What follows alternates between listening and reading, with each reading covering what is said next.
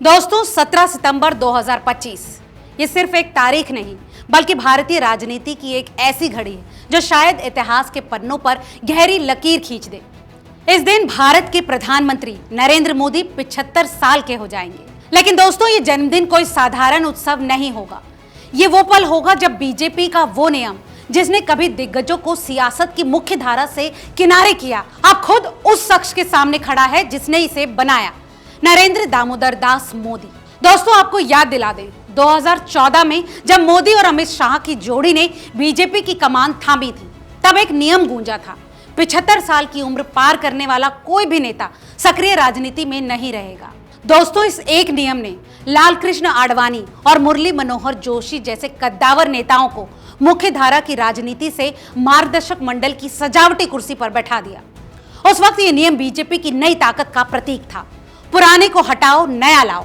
लेकिन दोस्तों अब सवाल यह है कि क्या वही नियम खुद मोदी की सत्ता की गाड़ी का पहिया पंचर करने वाला है, या फिर वो मोदी जो अपनी रणनीति और छवि के लिए जाने जाते हैं इस नियम को एक कागज का टुकड़ा बनाकर हवा में उड़ा देंगे।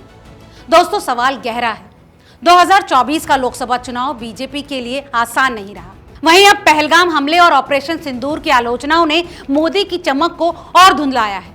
इतना कि एक्स जैसे प्लेटफॉर्म पर अब लोग खुलकर बोल रहे हैं। एक यूजर लिखते हैं कि 75 साल का नियम तो मोदी जी ने खुद बनाया था, अब क्या वो खुद इसका शिकार होंगे? वहीं अब इस मुद्दे पर विपक्ष भी चुप नहीं है। कांग्रेस की सुप्रिया श्रीनेत ने तंज कसा, मोदी जी 17 सितंबर को क्या आप भी मार्गदर्शन मंडल में शिफ्ट होंगे? वहीं जयराम रमेश ने एक ट्वीट किया, नियम सबके लिए बराबर हैं या फिर बीजेपी में नियम सिर्फ दूसरों के लिए हैं? लेकिन दोस्तों बीजेपी का गणित इतना सीधा नहीं। राष्ट्रीय स्वयंसेवक संघ, जिसे जेपी नड्डा ने 2024 में अब जरूरत नहीं कहकर किनारे करने की कोशिश की थी, क्या इस बार अपनी ताकत दिखाएगा? क्या संघ जो कभी मोदी के उभार का आधार था अब उनके लिए जन्मदिन का खास तोहफा तैयार कर रहा है, यानी सत्ता से विदाई? और दोस्तों या फिर मोदी नीतीश कुमार की ही तरह पलटू राम बनकर अपने ही बनाए नियमों को तोड़ देंगे? नीतीश जिन्होंने गठबंधन बदलने को बच्चों का खेल बना दिया, क्या मोदी के लिए नया रास्ता दिखाएंगे? और अगर मोदी हटते हैं तो फिर कौन? अमित शाह जो हमेशा साई की तरह साथ रहे, या फिर कोई नया चेहरा जैसे योगी आदित्यनाथ या निर्मला सीतारमन, जिनका नाम पार्टी की पहली महिला अध्यक्ष के तौर पर उछल रहा है? दोस्तों बीजेपी में पीढ़ीगत बदलाव की बातें भी जोर पकड़ रही हैं। जेपी नड्डा का कार्यकाल अब खत्म हो चुका है और नए अध्यक्ष की तलाश में भी पार्टी उलझी हुई है। दोस्तों आपको क्या लगता है, क्या ये सब एक बड़े सियासी तूफान का इशारा है?